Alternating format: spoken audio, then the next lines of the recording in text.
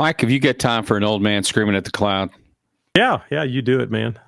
Watch this, because I think this is the way the world works anymore. Didn't want to take a picture. That's the way the old man works. Hey Siri, what is the correct style for a concert march? A concert march should have an introduction, at least 3 melodies, and a trio. That's so Siri says that's the correct style for a concert march. Do you agree? Oh, I agree wholeheartedly. That's about all you need to do. That's it. That's it, man. Just ask Siri. Yeah. In fact, so let me ask you this: clinic your band. Yeah. So if I've heard this before, and I don't know if it's true or not, we have to have 3 pieces for our CCNR, right? Yes, for Texas UIL. For Texas UIL. Yeah. And almost everybody I know does a march, a lyric piece, and I don't know what you want to call it, the really hard, we shouldn't have done this piece. But is that mandatory? Do they have to do a march? They do. They have to do a march. It's if you go back in generations in the, back in the day kind of thing, there was a time when the march was actually just a warm-up march. So bands they could play any march of their choice, and it actually wasn't judged. So they did the march on stage as a warm-up. Right. That was their warm-up, kind of like the pre-show and UIL marching. It wasn't judgeable. You know how, to me, this is my Woody from Toy Story. I think, why would you want somebody to hear you play a march with all the style and all the things that have to happen right as your warm up? Because they're going, or wow. Well, you've got to put it in context. It's like even this old man sitting in this chair, when I was in junior high and in my freshman, sophomore year in high school, we marched military. And so our stand tunes, we'd have things like the horse or whatever, but 90% of our stand tunes were King Cotton and King marches and whatever. So we just played marches relentlessly. So that's how bands operated. Because when I say back in the day, I'm talking like Gary Garner, Bill Woods, kind of, if you can make those, if anybody out there knows those gentlemen, we're talking like the 50s and 60s. Yeah, but so for a band to play a march was just like rolling out of bed, man. It was like, that's just what they did. So everyone played the right style. We're the same generation here, because my marching contest in junior high was 3 or 4 different marches up and down the field, make a box. And marches were marches. That's what we did. Yeah. And a lot of times in junior high, we just played the trios. Remember that? We just played the trio to the Alamo March and the trio to something else. And that's just what we did, because the trios were always easier than the first part of the march. So see if these trigger a memory. Mountain Dew. Yeah. I Saw the Light. Yeah. Those were pretty standard in West Texas and at the junior high level anyway. Yeah. But, and I think we did, everybody wanted to do Patton. That was a big deal. Yeah. So anyway, marches were the thing. And I love DCI, but has DCI kind of been the death of the march on the field? Or do you know or explain where those marches went? When did we drift away from that? And they just wound up being part of the concert repertoire on the stage? Well, it is just kind of the evolution of marching band. It's we've got to remember that, high school marching bands have only been around, even its infancy, for less than 100 years. That's true. I'll give you that. Yeah, so it's we just did what we did because the reason we did it was because we were at the end of World War II, then the Korean conflict and whatever, and marching bands were military marching bands. They were in the military, so they played marches, and people wrote marches, for them. Sure. And so it just kind of over time, it just kind of drifted away from that. I'm not saying that's necessarily a horrible thing, but I will say for me personally, I think most music educators would agree that the only form ever written for marching band, musical form ever written for band, is a march. All right. Everything else we stole. And so I think it's somewhat to our tradition. Maybe we should know how to do a march, you know? But, when I was a kid, you remember Time Life? Is that you could order, like, they would have specials on TV, new from Time Life, blah, blah, blah. And my dad actually bought like an entire LP of marches, whether it be Sousa or whoever. And I think they mostly were Sousa because it's celebrating him. But I would sit and listen to that in the room, and that was acceptable. I guess that's nerd.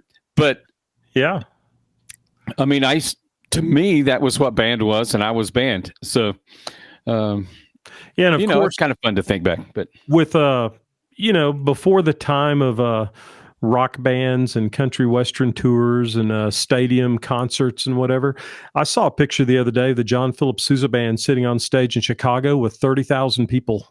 Wow. In the seats watching, because when John Philip Sousa's band went on tour, that was a big deal, because back in the 1920s and 30s, you really didn't have access to listening to music unless it was live. And so that was a big deal. So that, I think John Philip Sousa in his way precipitated that. One thing that also helped with making different types of marches was circuses. That's true. Hadn't thought about that. Because Carl King was a great march writer, but he left home at age 16 as a baritone player and joined the circus band. And then he toured with them, and then he just started writing march. That's why if you ever play King March, the baritone euphonium part is always really good, because that was his part.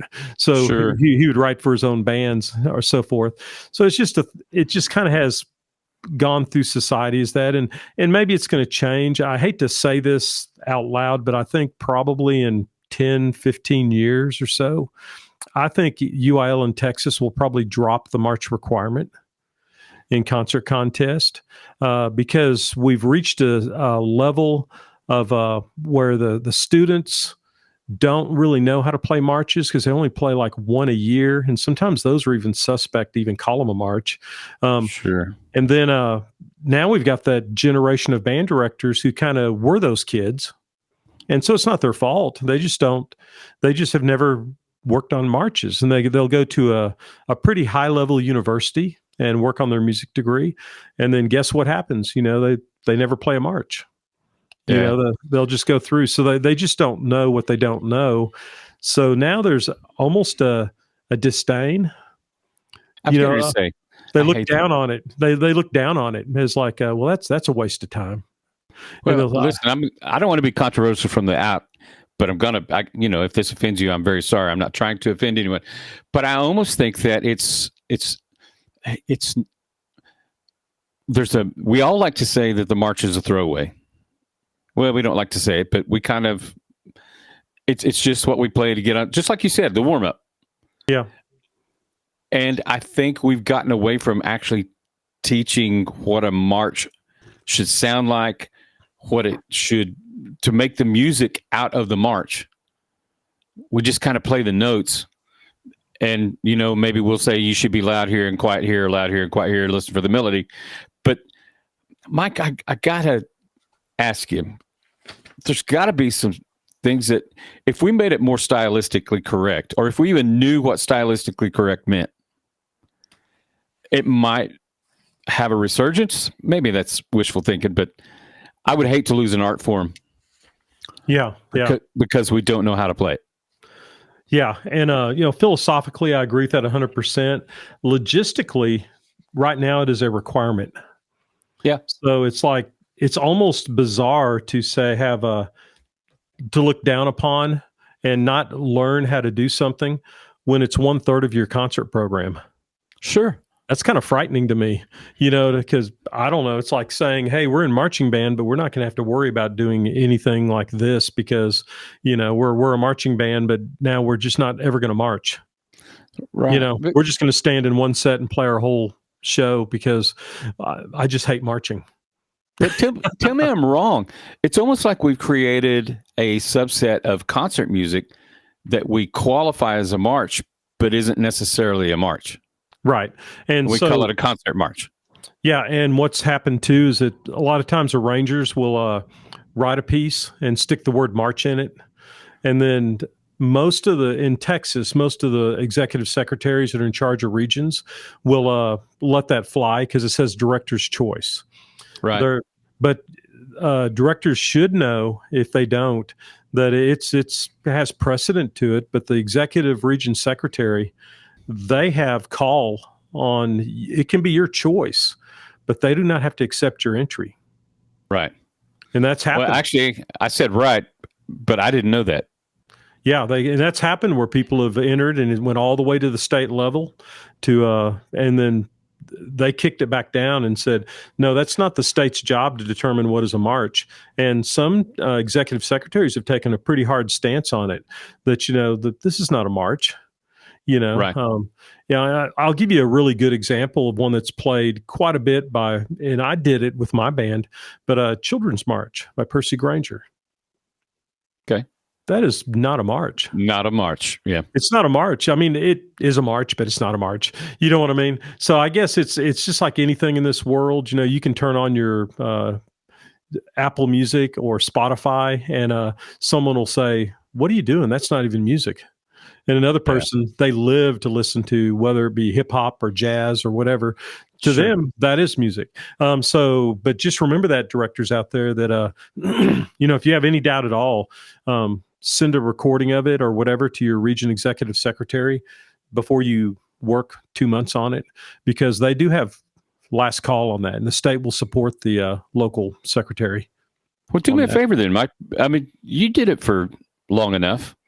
I tried to figure out how to say that so it still sounded complimentary. Yeah. You've been doing this forever. Yeah. Help me understand, A, the qualifications of a march, then B, stylistically, how to make that march correct in style and in performance. Yeah, there's a lot of little widgets that go into that. In fact, when I go clinic for concert contest in the spring, that's usually one of the most upfront questions when I go to a band hall. It's like, we're not sure what to do with our march. Can you work on this? And generally, it's just they don't quite know what to do. So my history of it is there's a gentleman named Doc Haddon. And when I was 18 and going to Midwestern State University, he was 85. And he had 3 of us that he paid for a big chunk of our college education. It was the Doc Haddon Scholarship Award. Excuse me. But the cool part was, I didn't realize it at the time. I knew who he was, but he was 85 and he had played tuba in the John Philip Sousa band. That's Think awesome. about that. So, when he was 17, he was a tuba player in the John Philip Sousa band. And so he called us Chillin. He'd say, Chillin, this is how you play a march. Make sure to push the right buttons down. That's job one, push the right buttons down. Right. But we'd go over to his house. And at the time we thought it was kind of an imposition. You know how young people are. Oh, we got to go over to Doc's house, Right. But then his wife had cooked dinner and, that was a good part because we were college kids because we're always ready to eat. But then he would get out this contraption that I'd never seen before in my life. And it played wax cylinders. Wow. And they were wax cylinder recordings of the John Philip Sousa band. And you controlled the tempo by turning the crank. Okay. So he would play for us and he'd show us how bad bands do it. They play too fast, and how really bad bands do it. They do too slow. And he would talk to us and he would tell us all the things that had to happen, and how in his career, how John Philip Sousa had that he would never play a march the same way any 2 concerts in a row. Before the concert, they'd have their pencils ready, and he would go, okay, we're going to do this, this, this, this. Cornets are going to lay out here. We're going to do this. We're going to do a trombone solo here. This is what we're going to do here. And so he made a point of teaching us how to do marches. But that was a very exceptional thing, because that was a kind of a moment in history where 2 lives overlapped. Right. And his wax cylinder machine, I don't know what it's called. All that went to his kids in California. If it was today, man, you wouldn't believe the amount of money I'd pay to get that Sure. machine. That way, it's probably Sure. sitting in a storage closet somewhere. And the kids might not even understand the value of that. But so I bring that up to say that I was just brought up on marches. So Sure. it becomes almost a second nature thing where it's like, this is just how we do things. So the first thing to remember is that tone quality is always job one. Tone quality, and that Always, goes with always, Joe. always Yeah. job one. There's no way to get around that. And he always told us that with John Philip Sousa, that he said he could fix any band's problems with long tones and scales. That's all he I kind needed. of subscribe to that. I agree with Yeah, that. that's all he Good. needed. Yeah. And so tone quality is job one, and with scales you can do tone quality and technique. Okay, and there's technical accuracy, just like Doc would say, chillins, you got to push the right buttons down. Okay, or he'd stop the band when he'd rehearse the Midwestern band. He said, "Oh, you're pushing down the wrong buttons back there." So we must be a machine like in technique and be musical in performance. So his whole mantra, and I don't know if this is what he got from when he was growing up, but I've adopted it, that technique is a very dry, business-like accountant spreadsheet, and your body must be so much into being like a machine to produce technique that it frees your brain to make music. It's like a muscle memory aspect of it. Yeah. It's really kind of a cool way to think about it. And then interpretation. And we're going to go kind of deeper into these in a second, but I'll just kind of do an overview. Interpretation. Here you have some flex. You can kind of do things you want to do. You know what I mean? You can do things that are just entirely stupid. And you could. You could. I might sound like ridiculous. We did a His Honor March one year, and so I'd heard a recording of a band, and it does this thing where it builds up, and there's like a little bass drum hit. It just goes, it builds, goes boom. Next phrase, boom. So I heard this recording, so we put like a vibra slap on one of them. Then we put like a slide whistle kind of thing, and so it was really stupid, but all the judges were like, oh my gosh, that was so stupid, but we loved it, kind of things. And just to mess with the judges, and my band will attest to this, most marches are in 2/4 time. I would just throw in a couple of 3/4 measures premeditated. So we're going to play 3 beats right here just to see if the judges notice. And usually they would notice, but sometimes they would say, hey, was that did y'all throw in an extra beat there? What was that? Yeah. I always said, we're just trying to keep them awake back there. They're in their glazed donut, coffee coma, ready for the next band to play. So we just want to kind of keep them honest in that. And, it's kind of fun because you have some flexibility with your concert pieces. There's no doubt. You can rewrite a part, but you have to stay really close to the integrity of what the composer wanted. Sure. Especially if it's what I call like an old war horse. If you're doing Pines of Rome, or if you're, right. you can't just say, I think I'm going to change this, But in a march, you've got all kinds of cool things you can do. Okay. And correct me if I'm wrong, most marches come with what we call a condensed score as opposed to a fully notated score. Yeah, and there's a lot of truth to that. So the quick step marches, right. the ones, those are usually condensed scores, or I've conducted off a solo cornet part. Some right. marches don't even have a score. But I guess to confirm your point that you have some leeway. It's not written in the score. Yeah. So you could say, yeah. That's exactly what was supposed to be there. Yeah, so a good flex to do on your judging panel, if you're a band director out there, is if you can find a condensed score and you're using a full score with your band, don't give the full score to the judges. You just have to give them a score. So just give them the condensed score, which is basically like a piano player could sit down and just play the parts, and that gives you even more flexibility because they're kind of clueless on what you're trying to do, And kind of I would say. If you don't have a boomer panel, an older that was rude, wasn't it? An older panel. I call them Civil War panels.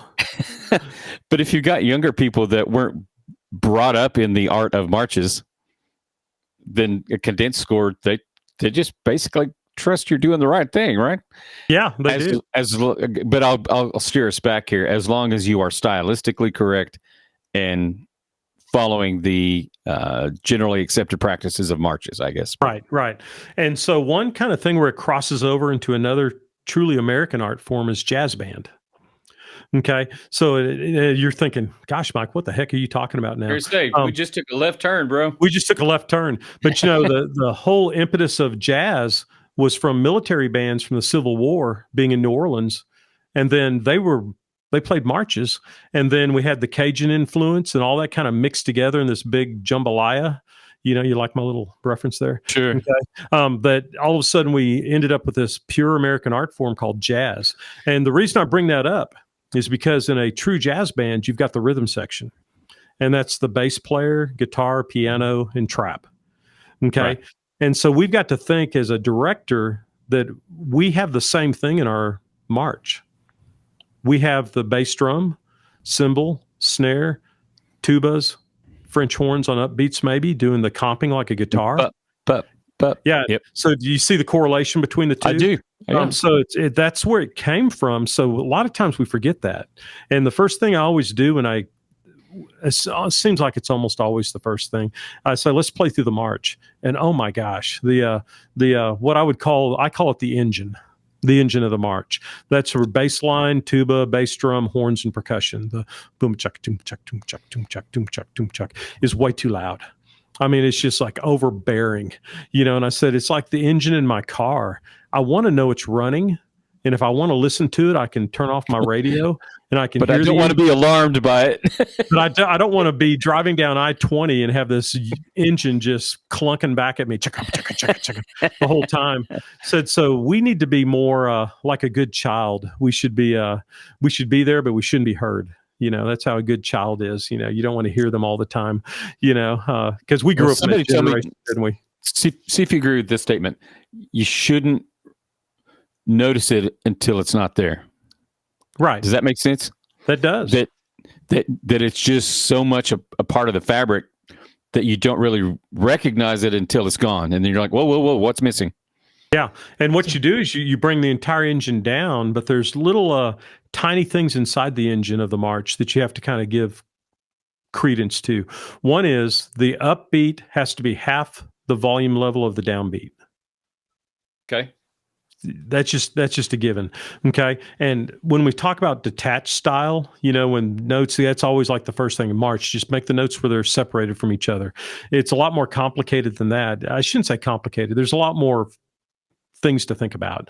It's not complicated to play a march. Okay. But, first thing is you get that situated. And then, the percussion parts have to be nice and easy. You don't want anything big unless it's a purposeful moment where it's big. Even in the John Philip Sousa band, do you know who the highest paid musician was in the band? Bass drum. The bass drum. And the bass drummer was the highest paid musician in the John Philip Sousa band. And part of that was because he did two jobs. He had a cymbal on top, mounted on top of his bass drum. And so he played bass drum, and then he'd have his other hand on the cymbal, the free cymbal, and then he'd hit cymbals and he'd go boom, chick, boom, chick, boom, chick, boom, chick. Oh, wow. I had no idea. Almost like a hi-hat. And again, we're back to that jazz reference. You know what I mean? So they were paid double. You hear about your wonderful trombone soloist and trumpet soloist and clarinet soloist, and they weren't paid as much as the bass drummer because John Philip Sousa knew that foundationally, if that part doesn't work, nothing else counts. Right. And, just listening to you talk, I'll throw this out there and I may be totally wrong. Nothing else. As long as the engine was running, everybody else was interchangeable. Yeah. I mean, it's just almost like you're taking a lead.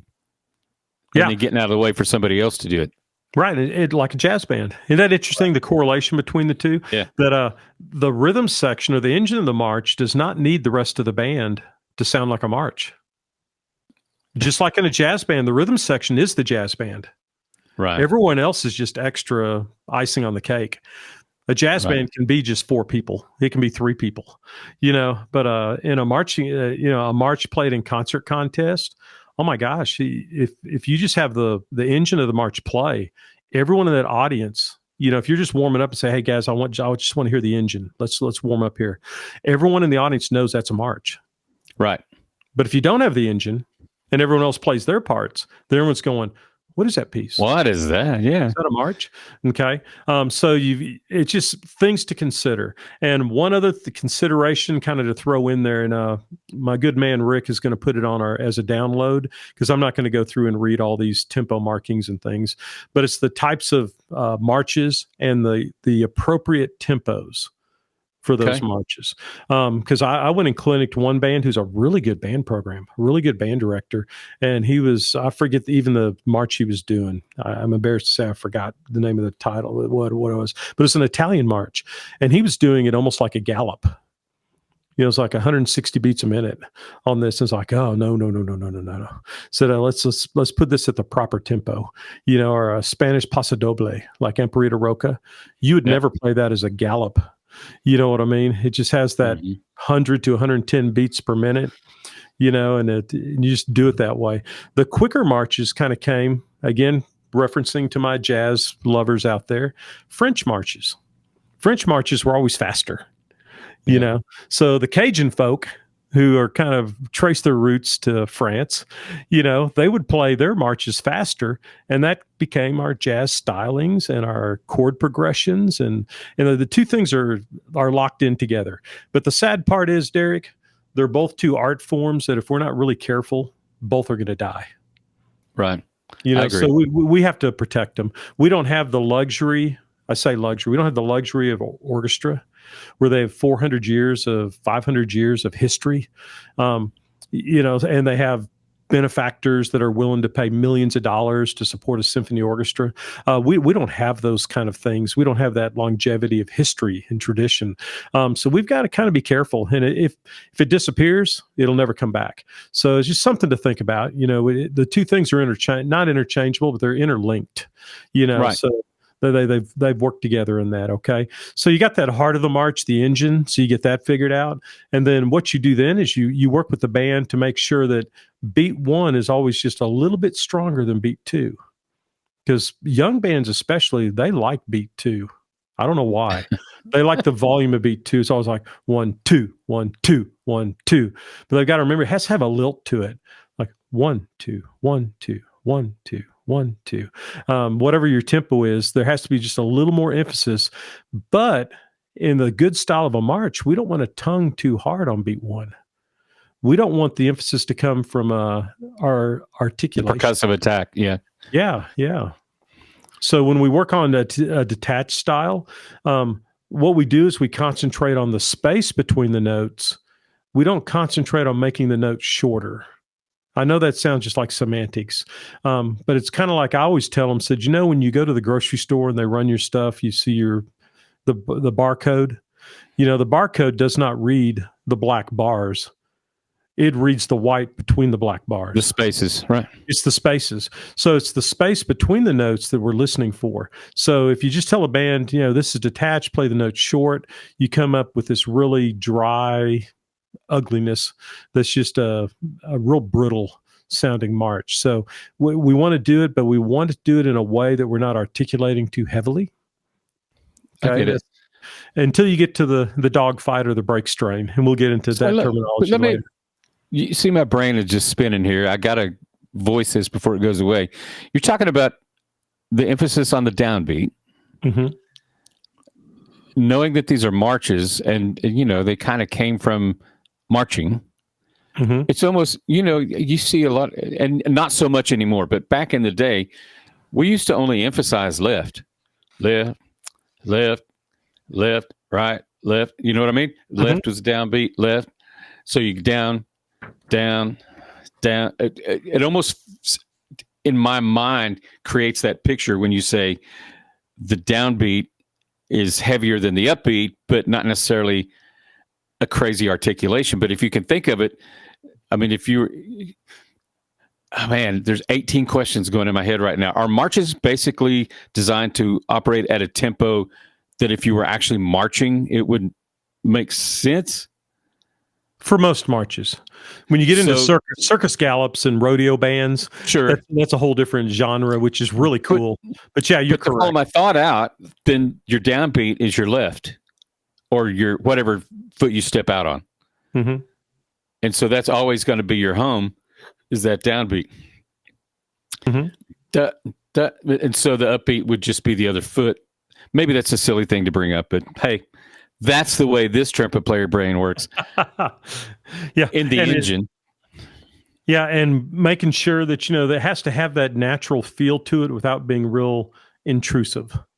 It just Right. has to feel that way. And if you listen to a band play a march, you'll notice in the audience, if you do it exactly right, people will tap their toes. Exactly. They feel it. Yeah. They feel it. And I know it's a kind of a, just an old fashioned kind of thing, but we just have to play a march in a way that people feel the rhythm of what we're trying to do, and then that's our underlying thing, just like a rhythm section in a jazz band. So the engine of the march is of prime importance. And specifically to this conversation, we want to get the judges to tap that toe. Yeah. Because they feel it, because we're right there. That engine's right on time. Yeah. And if the engine has a little bit of, imprecision to it, then no one else in the band has a chance. It's like in a regular marching band. If the battery is, if their feet aren't clean in a marching band in the battery, the rest of the band doesn't have a chance. They will figure out ways to flex around it. I worked with a band, it's been a blur last night, that it was like I complimented their percussion line. Actually, West Plains High School out of Canyon. They're the 4A silver medalist out of Area A. They're performing today for whenever this is the day of 4A state marching. So I get to watch them. Best of luck. Yeah. Yeah. So they'll do a good job. But there's a moment where the feet were so clean that the tempo was all in the front ensemble with soloist. And then it went all the way back to the battery in like a split millisecond. And I stopped the band. I go, oh my gosh, that was so nice. I said, percussion, I just want you to know that there's one person sitting here, at least me, that respects highly what you just did. You had to switch the tempo in your head by about a 16th note difference in order to make that work for your band. And I said, you know what I'm talking about, don't you? And they all shook their heads yes, because they knew that they had to flex that tempo to make that work. But on stage, you don't have that tennis ball acoustic. Sure. Hopefully we don't have phasing on stage. I mean, good Lord help us. If you're phasing in a march on stage, it's something happened, man. I mean, someone had too many Pop-Tarts for breakfast or something, or a Red Bull, so something happened unusual in the program. And I'm just going to insert here that as I watched bands, I know you probably go, oh crap, there's Derek, when your phone goes zzz. Yeah. Because I'll see something from the press box and text you immediately. Where are those tennis balls coming from? Yeah. That was a good one. Yeah. I think if I remember, I text back, they're coming in from the battery, who's right now on the 15-yard line. Thank you, drill rider. Thank you, drill rider, for giving this band a second division. Not something we have to worry about on the concert stage, though. No, we hope not. We hope not, because we're kind of past the days, and I kind of hate this too. We're past the days of the big giant concert bands on stage. When they cool back in history, when we do 120 kids on stage. Now, some bands still do that, but most of us, it's your top band's like 41 kids. You know what I mean? I've told you this before, though. My friend Daniel Todd, when he was and they still have this problem, but I would go to those contests. He would be hosting at Crane High School in Texas, which is what is this? 2A, 3A? 3A. They fluctuate. And so, Daniel had 2/3 of the student body in his band, and they would try and cram all those people on that small stage. And you're almost watching the edge of the front chairs, like, I hope they don't adjust in the middle of the stage, or in the middle of the song. Or watching the director come on stage, you're going, God, I hope he doesn't fall off the stage. They're tiptoeing on the edge, building some steps up to the podium for the floor. So, all right, get me shut up and get back to where we are. Sorry. And just rhythm structure. One thing that happens in a march is that dotted rhythms. Okay. Whether it's a dotted quarter eighth note rhythm or a dotted eighth 16th note rhythm, that's probably the most improperly played rhythms in a march, because it has to be played with a little more length to the dotted note, then a space, then very short on the second note. So you have to think of, for you, my percussion friends out there, I tell bands, I have the snare player play flams, just play some flams. So if you have a dotted 16th pattern, that 16th note doesn't belong to the note it's beamed to. It belongs to the next note. It's a flam to the next note. So it's like 1 to 2 to 1 to 2 to 1. And what they do is bands will tend to tripletize them. Like 1 la li, 2 la li, 1 la li, 2 la, and they go 1 li 2 li 1 li 2 li, but 1 da da da da da da, and it's hard to do. It's hard to do right. It really is. A great example is the national anthem. Mm-hmm. Ba-ba-da. Yeah, the Marine Band plays it a little different than everyone else in the world. They play it correctly. Exactly. So that's the difference when the Marine Band plays. When the President's Own or the Commodore's Own Drum and Bugle Corps, when they play the national anthem, it's actually played right because guess what? Who is one of the band directors of the Marine Band? John Mr. Philip Success. Sousa. And then he decided, like all good musicians, he said, this is a bunch of crap. I'm going to go make money. Yeah. So he quit the Corps and he put his own band together and toured the nation, And, but I also think that we're guilty of doing what we hear yeah, instead of actually reading. If we're familiar with the melody, everybody makes it easy. yeah, I don't, not just any march. Da, da, da. Instead of doing it correctly, we'll the triplet's easier to play than the correct rhythm. right. Agreed? Yes, and some ways to kind of help your band get through that is we go through music sometimes, and the terminology I use is bopping. You just play the attack of each note. So if you have like let's say like 2 quarters and a half, it comes out as ta ta ta ta ta ta instead of ta da da da da, and we bop the music. We only play the attack, and so what we do is we'll do part of the march and just bop it, and we do that in marching band a lot, for timing. But in a concert march you can do that, and they can bop it, and then you can say, now just make the first note just a little bit longer. You can start to tweak it just a little bit, but then all of a sudden they're so far over on the other end of the spectrum, making the notes too short. It's a little easier to get them to make it just a tiny bit longer than to keep going. Make that long note just a little shorter. Right, because all your attack points are in the right place. Yeah, everything's vertically aligned at that point. So it's a situation of like simple things, like if it's a dotted 8/16th, to help them to do it. I tell them to, and I always did this on my marches before I copied them off and passed them out. But if you can picture in your mind, band directors have a dotted 8/16th written on the page, I would put a pin on top of that dot, and I do a little check thing to make it into an 8th rest, and then add a little deal for a 16th rest. So the dot actually becomes a rest. A space, yeah. It's a space. So the kids see it as a rest in the middle of a dotted 8/16th pattern. That helps them tremendously, or if they can just visualize it, or if you've got a really smart group that follows directions well, you can have them do it to their own music. But if you get the wrong kid doing it, it'll look like one of those ink blot psychological experiments. Rorschach music. Yeah, you go, I see a butterfly. I don't see a march anymore. I see a butterfly, and it's a dead butterfly. That's best case scenario. Yeah. We'll just go with butterfly. Yeah. The trumpet section would not be butterflies. No. Moving along. Yeah, moving along. And if they're like me as a trumpet player, I'm sorry about this, Greg Miller, my old high school band director, because we always forgot our pencils. And so he'd say, now make sure to write this in on your part. So we'd pull out our mouthpieces and scratch them on the stand. So that way he thought we were writing on our music. So we just we'd look at it and we'd scratch it, and then we'd slide the mouthpiece shank back into the horn. And that's funny. And then later on, if we thought about it, we'd write it in. We're like, oh God, I don't want to get in trouble today. So we'd pretend we were writing on the music. So that's I'm not getting singled out. Yeah, any kids out there listening, that's a really good technique. Okay. Also, when in doubt, this is a total tangent, but I told Greg Miller this the other day, a couple of conventions ago. Said we got really good at whistling without puckering our lips, so we could go, and we'd hear the sound. So we'd whistle 1/2 step below the flutes when they were tuning. Oh, Mike. And it would drive him insane. But then he would say, okay, brass, I'm tired of messing with the flutes. Trumpets, go ahead and play your concert B flat. And it'd be not great, but it'd be better. So he would compliment us.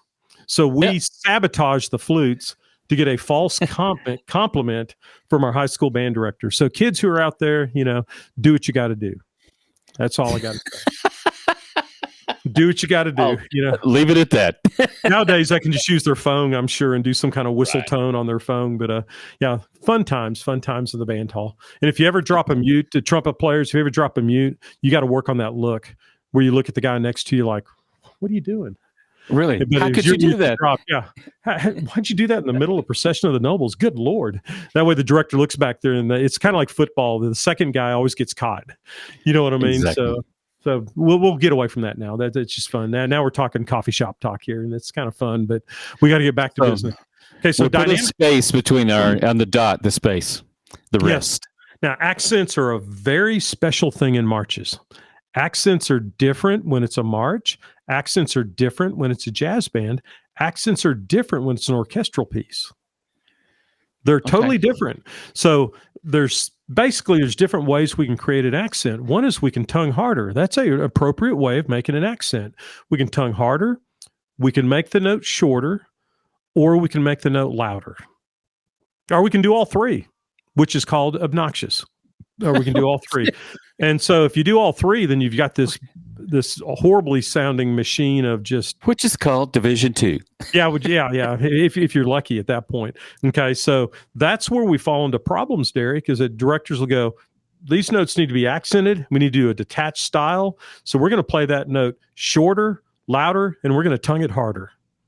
So all of a sudden you get this, just this hammer to nail, like a metal shop or something. You know what I mean?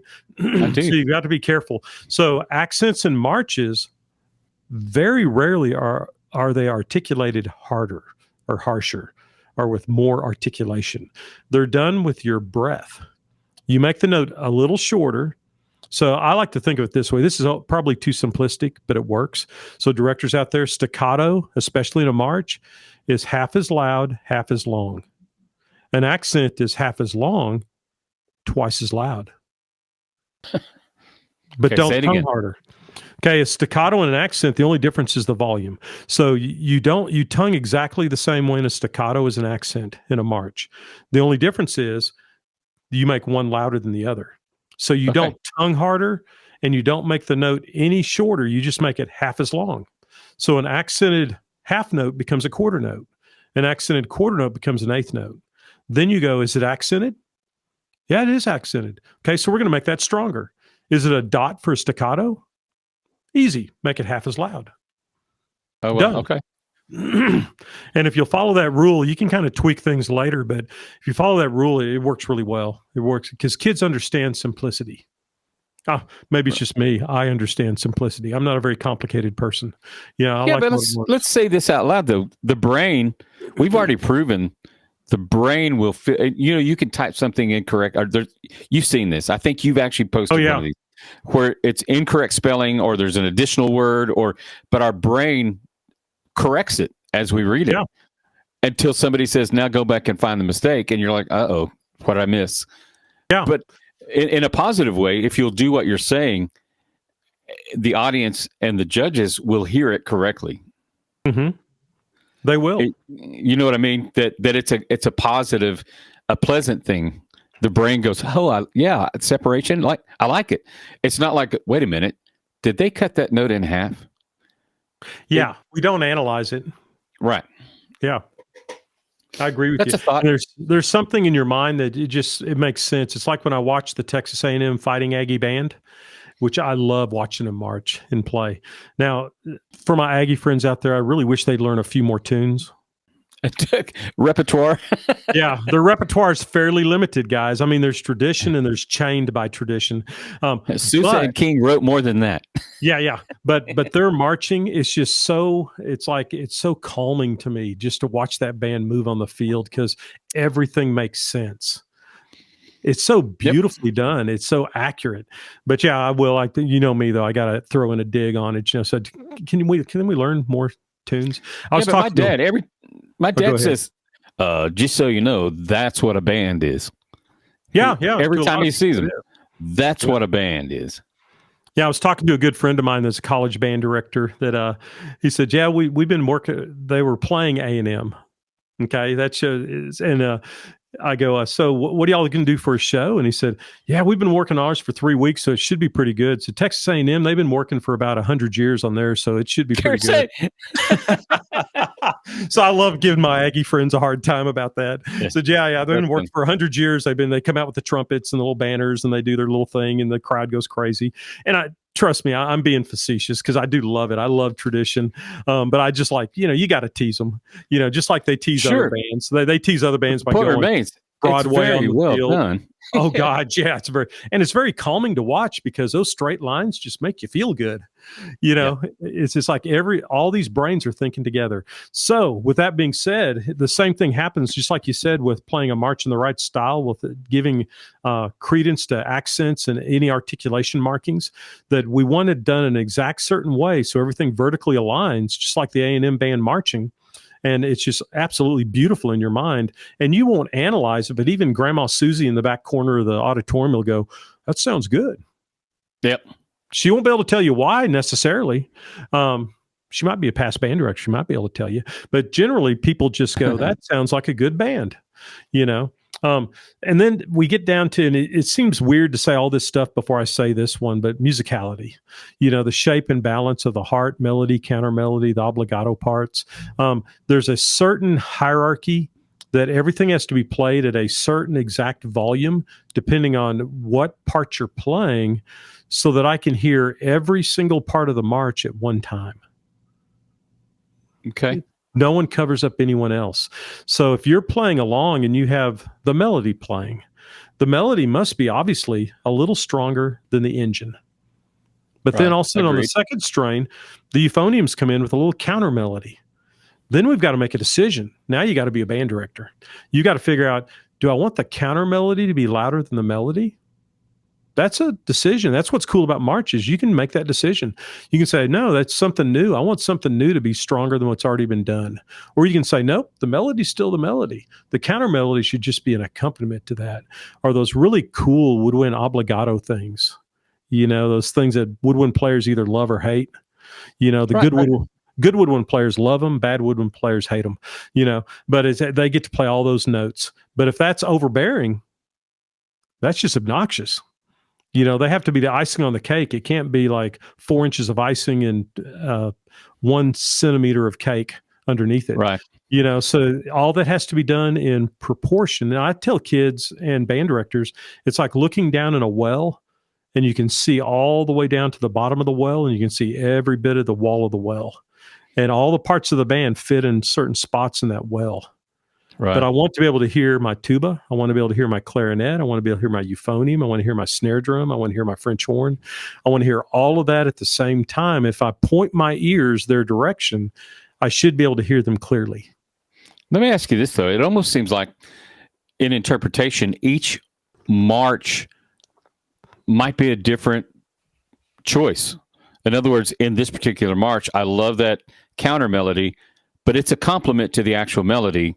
So I still need the melody to be stronger. Or now suddenly my melody is going to continue because that's the precedent we set, but I want the counter melody a little bit louder because it's fresh and new, which is, I think, what you just said, but it could vary from march to march. That's the question. And that's a very good point, because for the most part in our regular concert literature, you're not going to have as much flexibility musically. Right. You do have flexibility, but there's a certain moment where, like, if you're doing some piece that's Salvation is Created, you can't just put in a big giant crescendo somewhere and just say, well, musically, I feel like it should really crescendo. That's what I felt. Because everybody's going to go, no, that's Mike, that's stupid. What are you doing? Said, no one ever does it that way. But a march, I wouldn't say free reign, but you've got some flexibility there. So now we go into things that makes it interesting to me. Things you can change. Okay. You can change dynamics you can change dynamics in a strain.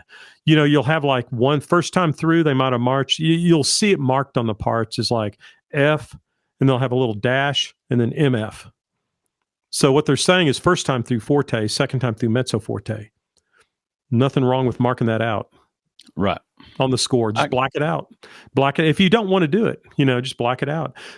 Just play the march in the volumes you want. I had never had any problem, just for my upbringing, my background, of just leaving out entire groupings of instruments. It's like, okay, the first time through in a march style, for people who aren't real familiar with marches, you have the introduction. Then the first part is called the first strain. And then after that, it's the second strain. Then it's almost always in a traditional march, the dog fight or the break strain. And then it's going to be finally the trio. The trio, right? Sometimes it'll be a recapitulation of the first strain again with an ending. Back to A. But even in that, in a traditional march, you can switch some of those around. But I bring that up to say that, I've had band directors go, man, my trumpets just can't make it through the whole march. And I always go, why are you having them play the whole march? Right. How about the second strain, second time through, none of the brass play except for tuba and French horn. Except your engine, right? Except the engine. Just leave them out. Or you can just leave out all the woodwinds and just highlight your brass players. Or you can leave out everybody and just have the engine of the march for one whole strain and have someone play the melody on bells. There's all kinds of varieties in that. We did Amparita Roca one year, and you want to talk about just being really out there and weird because Michael Lenny, he likes to push things. I listened to a recording. It was a four marimba ensemble playing Amparita Roca. Okay, so I had this idea. I thought, hey, Amparita Roca, let's play this first part. And when we get to this place where it breaks into what would be the trio and a paso doble, said, we're just going to have four marimba players play an entire strain of the trio on four marimbas. And no one questioned it. In fact, it was very complimentary by the judges. Said, that's a really strange interpretation, but we really like that because it was almost cool. It was cool. It kind of reminded me of like when I go down to Mexico, because marimba is a big instrument in Mexico. A lot of Latin. It's a street instrument, like guitar players in New York subways. You don't see marimbas in the New York subway too often. But it kind of reminded me that you can get some street tacos and listen to the marimba players, do their thing. So I thought it was really cool. So I think it was really traditional to it. A good friend of mine who's passed away now is Ralph Samarripa. And I mean this with all love because I would call him when I did like a paso doble because he's an Hispanic gentleman. And I would say, Ralph, can you come up and help me out? And he says, well, what's going on, Mike? And he was like 85 years old, still teaching. You think about that for a second. And I go, yeah, I'm doing this paso doble, man. And I said, Ralph, I need you to come brown it up for me a little bit. And he'd go, I got you, man. Said, get out of the way, white boy. And he would come up and he'd go, no, that vibrato is just entirely incorrect. Said, we're gonna have to do this. And I learned so much from that guy. Now, if he ever judged your bands, he had a nickname. He was Ralph Gonna Rip Ya. That was his judge's name in contest. Okay. Ralph Samarripa is like, Ralph Samarripa's on the panel. Oh, Ralph gonna rip you. So he's gonna rip you a new one if he's gonna be your judge. But what an incredible gentleman and a great teacher. And I learned, and so many people learned from him.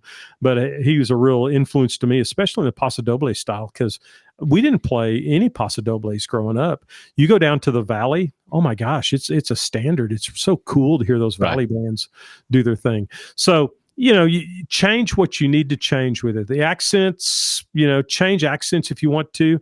One thing that Doc Haddon kind of told me, said, even with you, he goes, chillin', even with your ugly voices, you need to sit down with a score in front of a piano and you need to sing through the march.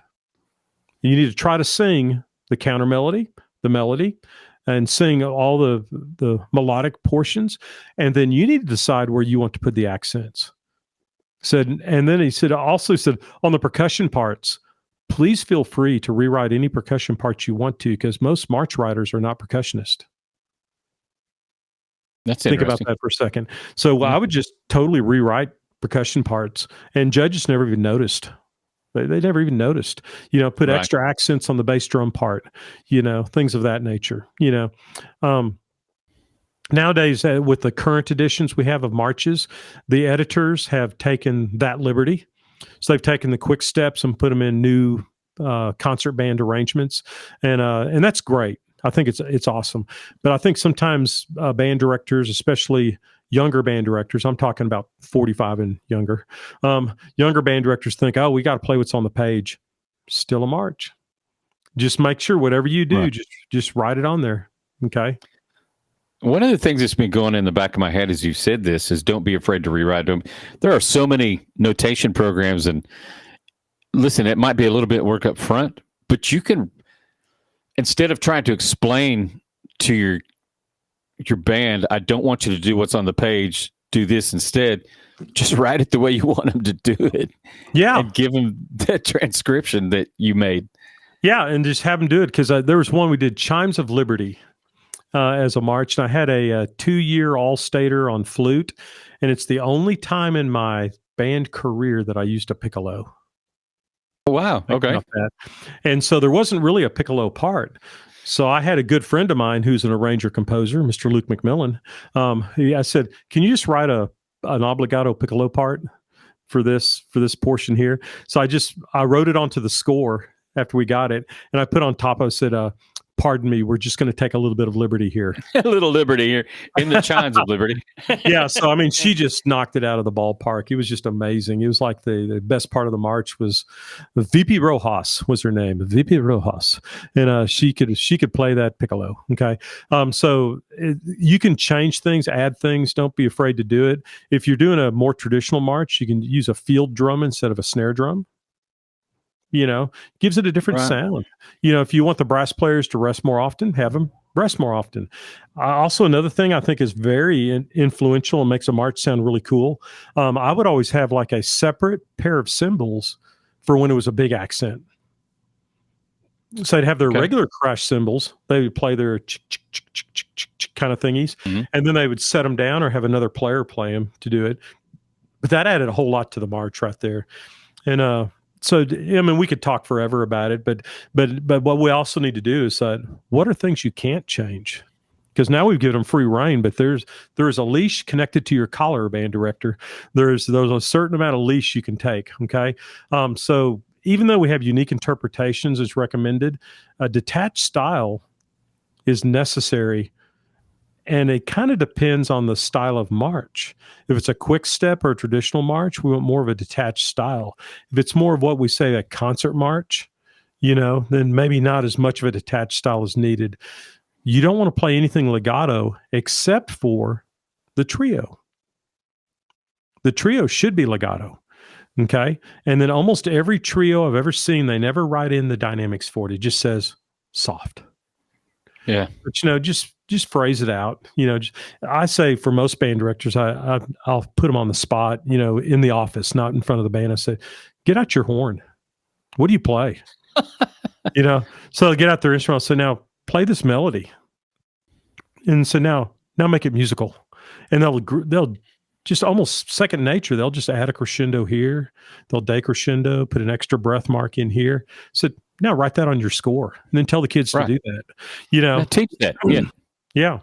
So you can't really change some of those things. One thing you've got to adhere to needs to be a good steady tempo through the march and a tempo that's appropriate for that style of march. With the only exception being if you have a big grandioso part. There's times I've added a big grandiose, a big slowdown, big, we're gonna get them to their feet in the audience on this one, and then have a big accelerando at the end where you just direct in a circle and the band figures out how. I was going to ask you that. I'll let you finish, but I want to ask you that. There are some of them where you feel it coming, and they'll play the trio, and then they just go. It's like, all right, we're going to show you how fast we can play that. Yeah, and I really do when I do those marches like that. I really do just do it in a circle. We do the grandioso, then we get to the point, and I just start directing in a circle. So there's no ictus. And they just play. So I tell them, your job's to listen to each other. I'm just doing this. This is like showman stuff. So the audience sees me do this. It looks kind of cool. But don't watch me. Just play. Listen to the engine. Listen to the engine. Yeah. I tell them, play as fast as you can as a band, but no faster. That's fun. Okay. So that is a unique situation though, right? That's not every march. No, not every march. It's where you want to do it. Okay. Some things I found that help out a lot. We kind of talked about the dotted 8/16. We won't go into that again. March style. We talked about that. And I think too, just like jazz band, a good way to establish a march style is play marches for them. Like before the bell rings, it's in the morning. Yeah. I mean, it's funny to think that, but like if you were trying to learn how to speak Spanish, like I'm a big proponent of Babbel right now. I bought the lifetime membership. So I'm on like day 75 of my streak, and I can't, I can barely order at a Mexican food restaurant still, but it's real interesting that you can't learn a language unless you hear someone speak it. Right. Conversational. Right. You can't learn to swim unless you get in the water. We can describe it all day. You can't learn how to play a march. So I would like play marches, not obtrusively, but I would just play them like at a kind of a soft level through the band hall speakers in the morning because we had first period band, and they just hear marches. You know, they have to hear it just like a good jazz band. You can't describe jazz. You can, but you have to listen for it. Okay. So that's one real quick way to determine a march style, especially if you got like 4 recordings of the march you're doing. Just play those, and the kids kind of start to absorb it. Okay. There's a certain amount of osmosis going on there. Yeah. You know, just have them listen to it. Some things that are not really given a lot of consideration. The very end of a march, the last note, the colloquial term for it is the stinger. Okay. Yep. So there's a stinger at the end of the march, just like a bee has a stinger at the end of its butt. You know, that's what I always tell bands. It's a stinger on the end of a bee's butt. It's a stinger at the end of the march. That's why we call it a stinger. Okay. So we get to the end, and now you've got to make a decision as a band director. Do you want that to be a long, because you've heard bands play, and there's nothing wrong with that. Just make sure everyone's on the same page. I like to think of the stinger as nothing more than an extension of the chord that happens before it. So I don't want it any louder. It's always marked accent, but never make it louder than the note before it. But we're talking length. So some will do like ba ba dee da dee da da da da da dee da da da. And that's kind of cool, you know. So do what you want to with it. My old college director, this always blew our minds. He wouldn't tell us if he was going to do the stinger on the concert. He said, "You better watch." Been there. Yeah. So he would just cut off the band, and then everyone had to stop, or he'd conduct the stinger. So we just had to watch. It made us watch because we didn't want to be the idiot that went blah, you know, all of a sudden. Sure. Because he would call you out. He'd have gone, "Oh, and that was Mike Lenny on trumpet solo there at the end of our march today." Hey, Mike, stand up, Mike. That's Mike Lenny, senior music education major, still learning how to read music. Let's go to our next piece. Yeah. He was quite the character, but you knew it was all done with love. But there's a dig in there. Okay. I'm trying to read through my little list here. Oh, another really cool one to do is, let me preface this by saying, in the evolution of marching band, we have a lot more percussionists. Then we go to a concert march, and there tends to be a lot less percussion parts. Because back in the day, you'd have a marching band of 120 kids. There might be 2 snares, 1 bass drum, and a cymbal player. Right. That was your whole drum section. Now we have more than that on vibes. You know, much less marimba, synth parts. You know, all these percussionists are playing all these parts. So I bring that up because a really good, effective way of getting your woodwinds to sound better, and don't tell you this is the quiet part, trying to stay quiet, so I'm going to whisper. No, is give some of your percussionists medium, hard rubber mallets, have them play flute and clarinet parts on a xylophone. Okay, so the flute parts on xylophone, the clarinet parts are done on marimba, in the upper octave on marimba. And if they play it just delicate enough, it'll make all the articulation sound perfect in your woodwind section. Curious to say, I got it. And it keeps them busy. So there's nothing worse than a percussionist that has nothing to do with their time, because they will find something to do with their time. I mean, as we're trumpet players, so luckily we usually have a trumpet part. If we looked at something that said tacit for 170 measures and we never play on this piece, oh man, we'd have a chocolate fountain going and a buffet and you know what I mean? We'd be playing Uno. We'd have a casino. There'd be a craps game and third trumpets going on. They'd be rolling dice, you know. So I'm not saying percussion or lend to go that direction, but you know, if you don't keep them busy, they're going to find something to do, you know. That's so anybody. Yeah. So I would just always load them down and write extra parts, you know, whatever you need to do. Just one of my own opinions. I hate timpani parts on marches. A lot of modern marches, they'll put timpani parts. I think it sounds real boomy and it really screws up our precision. But if they do play timpani, it needs to be done with one hand playing the part, the other hand muffling the drum after every muting. note. Yeah. They have to mute that thing like crazy, you know. Yep. So it can be done. So I'm not saying I would like look down upon it as adjudicator, but it better be, if you're going to do a timpani part, you better do it right. You better not have that kid. I've seen him. It's like the monkey with mallets back there. Right. It's not boom, also boom, Sprucks. boom, boom, boom, boom, boom, boom, boom. And you're going, what in the world are you doing back there? Okay.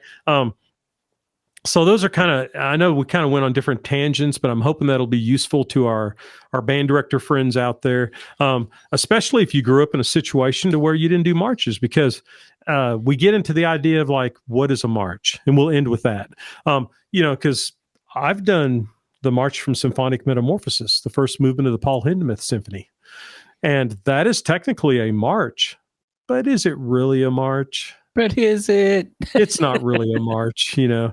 The Jaeger Third Suite, that march is played all the time by 4A, 5A bands and 6A bands. It's not really a march, but it is done as a march. So you can play it.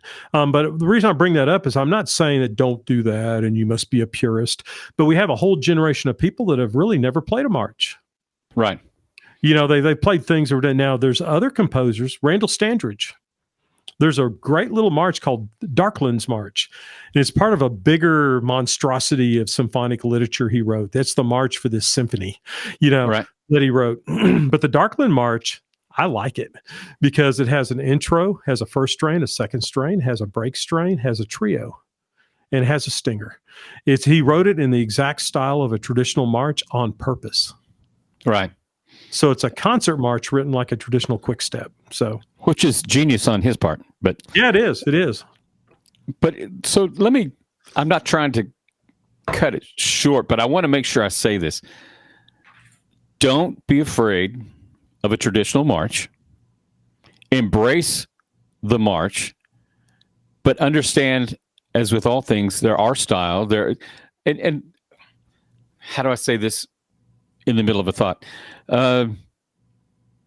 If you're going to do it, take the challenge of doing it right, and you might find out it's an incredible genre. Is that the right word? Or an incredible facet of our literature. Your kids will probably enjoy it, especially done right. I was going to follow up with that. As a director and as performers, you know, believe it or not, they can enjoy doing a march if it's done correctly. Yeah. Anything done poorly is not fun. Because everybody in the audience can't help themselves on a march done well. Yeah. It's a physical thing that happens. Everybody, it's kind of a buoyancy, and it just makes your program start off great. Yeah. I just think that it's such a simple thing to actually stop and consider. And if you have a question, here's Mike. Ask Mike. Be glad to help. Done well, you're just setting yourself up for success with a march done well. Oh yeah. And my old dad was an Air Force sergeant, and he stayed true to this opinion. He would never come to my concerts unless I played a march. And there was one time he called the day before, and I go, he goes, what march you playing? I go, no, we're not doing a march on this one. He goes, well, I'm not coming then. See you next time. And he hung up. It was like, oh, he warned me. It was not. I thought he was going to cave, but little did I know he was like, "Well, I'll see you at the next concert then." You know, but man of his word. I played a march for the spring concert, the Christmas concert for UIL, and he would not come listen to my band unless I played a march in concert band. He understood the whole marching thing. I can't just add a march, you know, from our marching show. He understood that. Yeah, but yeah, I just wanted to throw that in. Kind of derail you there.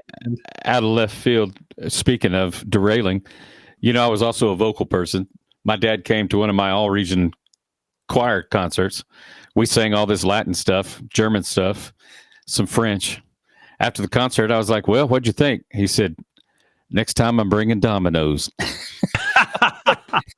I love that. His point being, I didn't understand anything going on. Yeah, I miss that out of that generation, don't you? Because nowadays we'd be so politically correct. It's like, oh, that's so boring. I love that from that generation. They just told you the truth. And guess what, man? It got better. Yeah. So listen for the melody, listen for the counter melody, break strain, trio, interpret all the things. And if you got questions, here's my friend Mike. He can help you out. Man, let's talk again soon. Want to? All right, we'll do. That was fun.